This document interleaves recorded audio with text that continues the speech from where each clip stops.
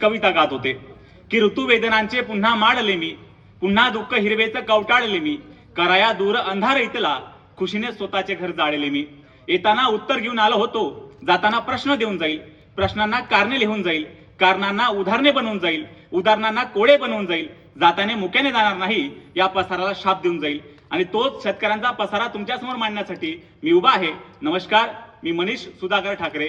विषय बोलतो कृषीप्रधान देशामध्ये शेतकऱ्यांची होत असलेली अवहेलना. 2018 साली अमेरिकेच्या कृषी मंत्रालयाचे मुख्य अर्थतज्ञ रॉबर्ट जॉन्सन असे म्हणाले की 1960 पासून महागाईच्या तुलनेत शेतकऱ्यांचे उत्पन्न वेगाने घसरले आहे. दिवाळखोर शेतकऱ्याचे एकूण नुकसान 42,500 कोटी डॉलर इतके आहे. अमेरिकन शेतकरी कसाबसा जगतोय. शेती करणाऱ्या पुरुषांमध्ये आत्महत्याचे प्रमाण सर्वात अधिक आहे. त्यामुळे विकसित देशातील शेती ही आज केवळ त्या देशातील सरकारने दिलेल्या प्रचंड अनुदानावर टिकून आहे. त्यामुळे जागतिक आणि भारतीय पातळीवरील परिस्थिती माहीत असून सुद्धा मोदी सरकार शेतीय धोरणामध्ये मुक्त बाजाराचं धोरण पुढेच रेटत आहे. त्यामुळे कृषी प्रधान म्हणून ओळखल्या जाणाऱ्या देशात सुद्धा शेतकऱ्यांची अवहेलना होताना दिसून येते.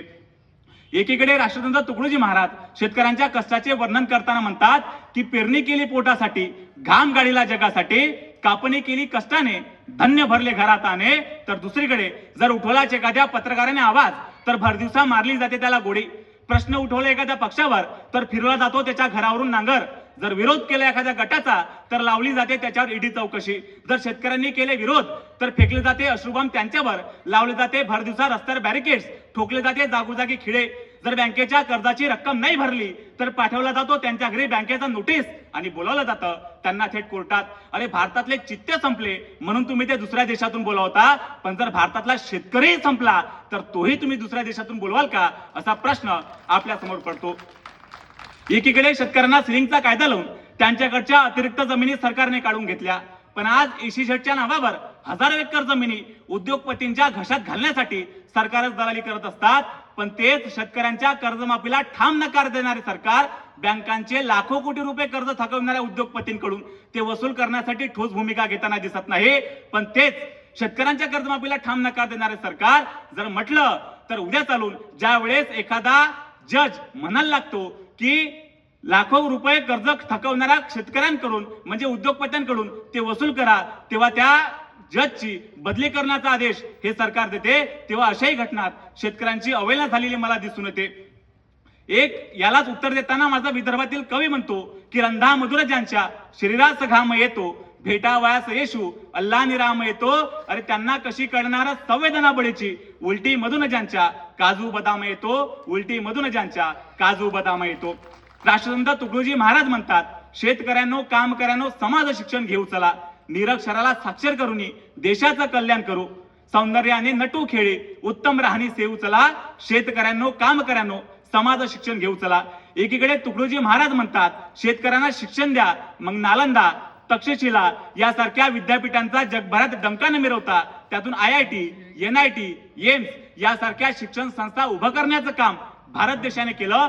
पण शेतकऱ्यासाठी एखादी तरी शिक्षण संस्था उभी केली आहे का, असाही प्रश्न आपल्या समोर पडतो.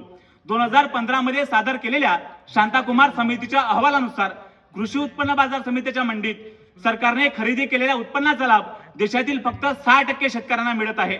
विविध अहवाल असे सूचित करतात की मंडीमध्ये आपले उत्पादन विकणाऱ्या शेतकऱ्यांची वास्तविक संख्या ही 20% पेक्षा जास्त आहे.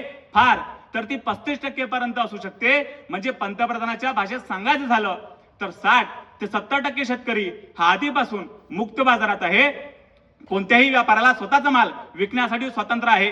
पण खरी परिस्थिती अशी नसून इथे सुद्धा शेतकऱ्यांची अवहेलना झालेली दिसून येते. जर प्रत्येक शेतकऱ्याला गावापासून 5 किलोमीटर अंतरावर कृषी उत्पन्न बाजार समिती लागत असेल तर देशात 42,000 मंड्या पाहिजेत. पण आज फक्त 7,800 अस्तित्वात आहे.